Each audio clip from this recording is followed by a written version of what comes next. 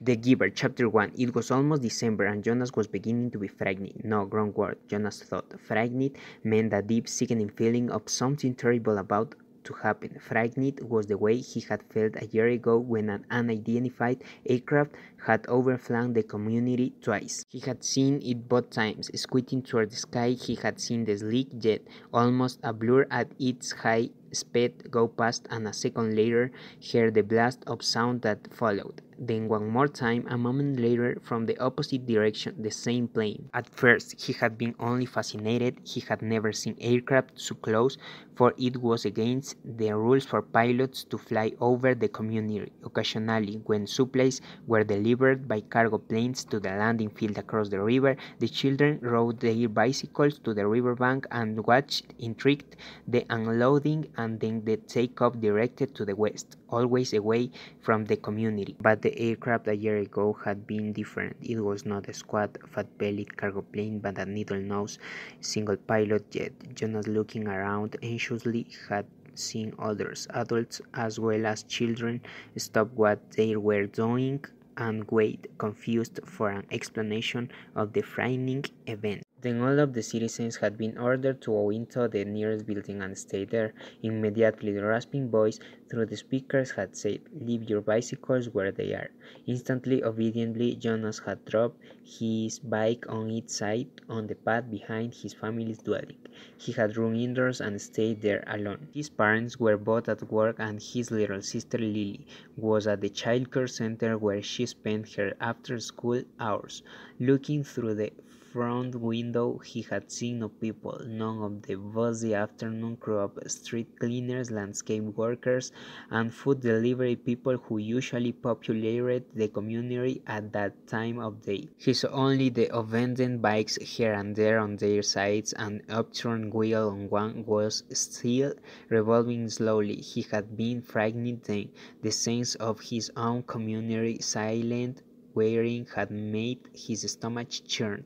He had trembled, but it had been nothing. Within minutes, the speakers had crackled again, the voice, reassuring now and less urgent, had explained that a pilot in training had misread his navigational instructions and made a wrong turn. Desperately, the pilot had been trying to make his way back before his error was noticed.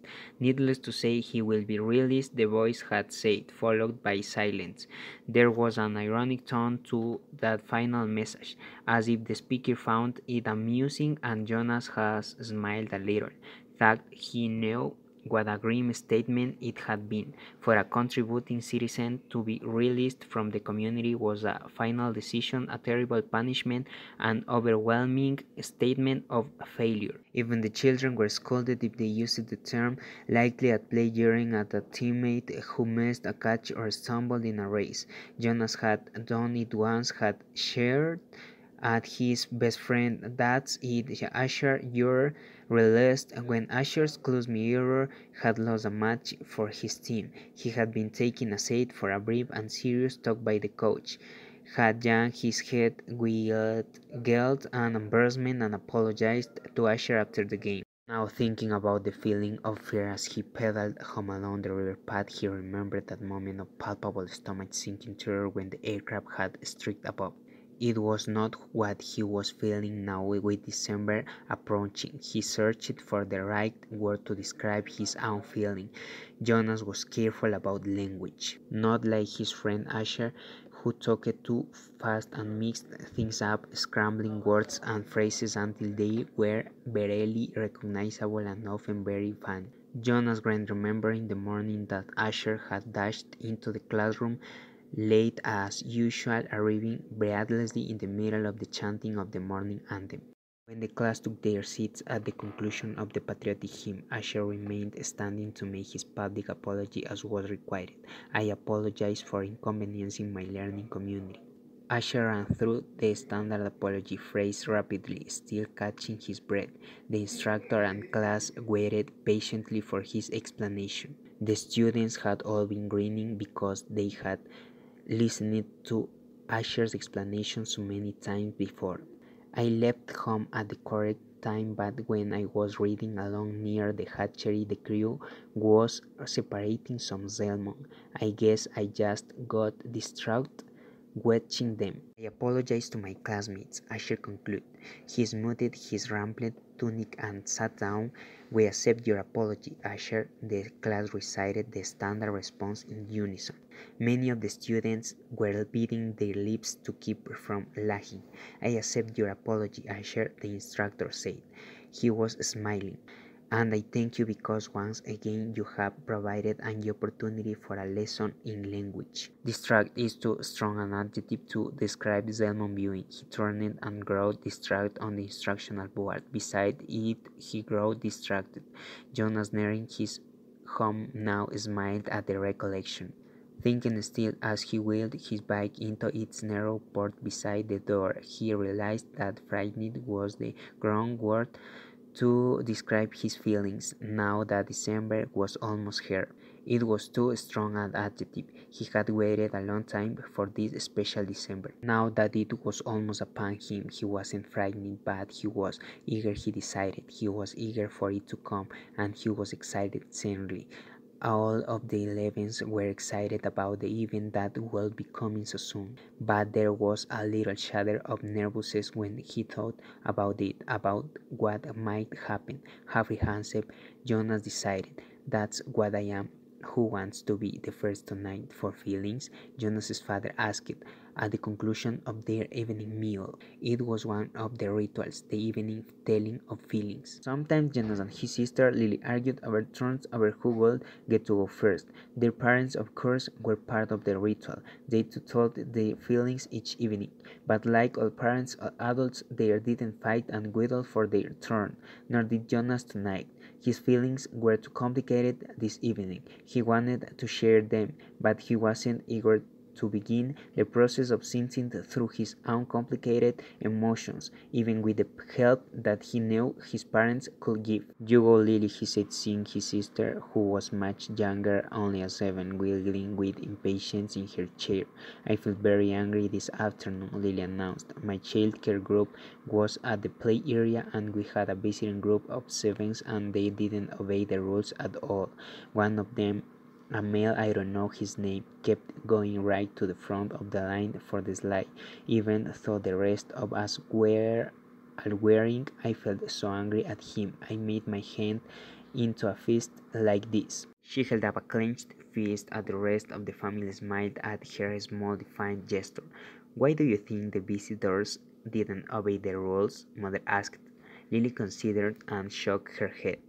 "I don't know. They acted like animals," Jonas suggested. He laughed.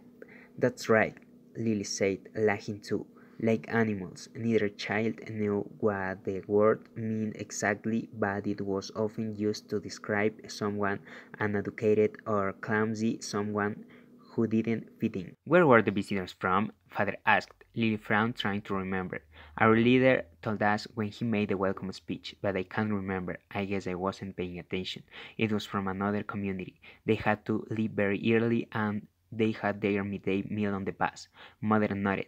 "Do you think it's possible that their rules may be different, and so they simply didn't know what your play area rules were?" Lily shrugged and nodded. "I suppose. You've visited other communities, haven't you?" Jonas asked. "My group has often." Lily nodded again. "When we were 6s, we went and shared a yellow school day with a group of 6s in their community."